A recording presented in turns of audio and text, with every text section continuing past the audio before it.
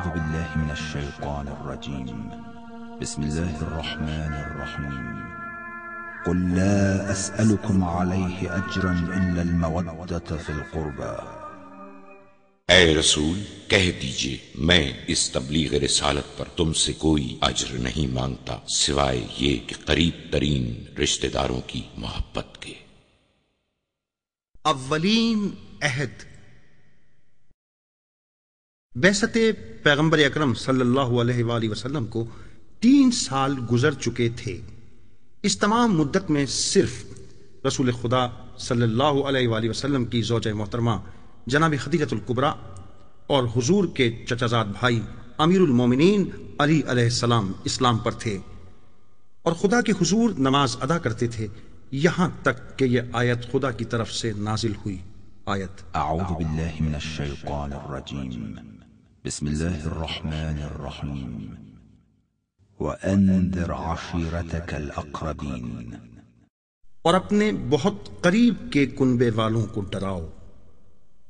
پیغمبر اکرم نے حضرت علی علیہ السلام سے فرمایا کہ کچھ کھانے کا انتظام کریں۔ اس کے بعد اپنے عزیز و اقارب اور بنی ہاشم کے بزرگوں میں سے 40 افراد کا اپنے عزیز و محترم چچا جناب ابو طالب کے گھر میں دعوت کا اہتمام کیا۔ تمام مہمان آئے، لیکن کچھ افراد دوسروں سے پوچھ رہے تھے کہ آخر اس دعوت کا مقصد کیا ہے۔ ابو جہل جو کہ بنی ہاشم کے بزرگوں میں سے تھا، جانتا تھا کہ پیغمبر دین اور آئین جاہلیت پر توجہ نہیں دیتے ہیں اور ان کا بتوں سے کوئی سروکار نہ تھا، لہذا اس نے اپنی تمسخر آمیز گفتگو سے مجلس کے نظم کو درہم برہم کیا اور پیغمبر صلی اللہ کو اس روز خطاب کرنے کا موقع نہ دیا۔ پیغمبر نے دوسرے روز پھر دعوت کا اہتمام کیا۔ اس دن گفتگو سے پہلے حاضرین کو یہ معجزہ دکھایا گیا کہ انہوں نے 40 افراد کے کھانے کے لیے صرف ایک بکری کا بچہ مہیا کیا، لیکن سب نے بہت کھایا اور شکم سیر ہو گئے۔ کھانا کھانے کے بعد سرکار دو عالم نے جب موقع مناسب دیکھا تو اپنی گفتگو کا آغاز کیا، اور ایسی صورتحال میں جبکہ کینہ پرور حاسدین حق کی بات سننے کو تیار نہ تھے اور چاہتے تھے کہ جس طرح بھی ممکن ہو حضور کی بات کو بے اثر کریں، پیغمبر نے فرمایا، اے لوگوں، کوئی بھی اپنے عزیزوں کے لیے اس سے بہتر چیز کہ جو میں لایا ہوں نہیں لایا، کیونکہ میں تمہاری دنیا و آخرت کی سعادت چاہتا ہوں۔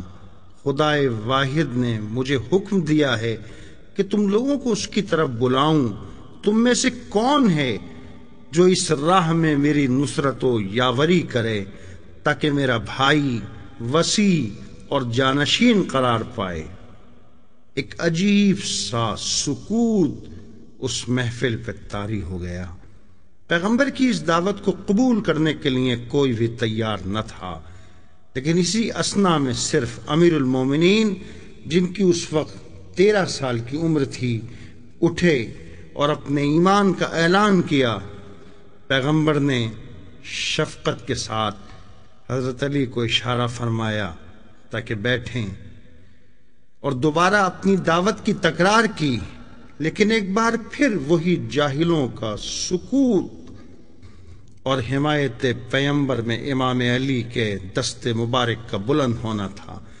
پیغمبر نے اس لیے کہ اتمام حجت ہو تیسری بار پھر اپنی دعوت کی تکرار کی۔ ایک بار پھر سکوت ہی سکوت تھا، لیکن امام علی جنہوں نے پیغمبر کو کبھی تنہا نہ چھوڑا، تیسری بار پھر انہوں نے بلند آواز میں بغیر کسی خوف و شک کے پیغمبر کی نصرت و یاوری کا اعلان کیا۔ اس موقع پر پیغمبر نے ان کے ہاتھ کو بلند کیا اور مجمع کی طرف رخ کر کے فرمایا، یقیناً یہ علی میرا بھائی وسیع اور میرا جانشین تمہارے درمیان ہے، اس کے کلام کو سنو اور اس کے حکم کی اطاعت کرو، یہ میرا وزیر اور میرا وارث ہے۔ اور اس بات کی 3 بار تکرار فرمائی۔ اس طرح سے ظہور اسلام کے آغاز سے ہی ولایت اور امامت حضرت علی کا نبوت پیغمبر اکرم کے ہمراہ ہی سب کے سامنے اعلان ہوا۔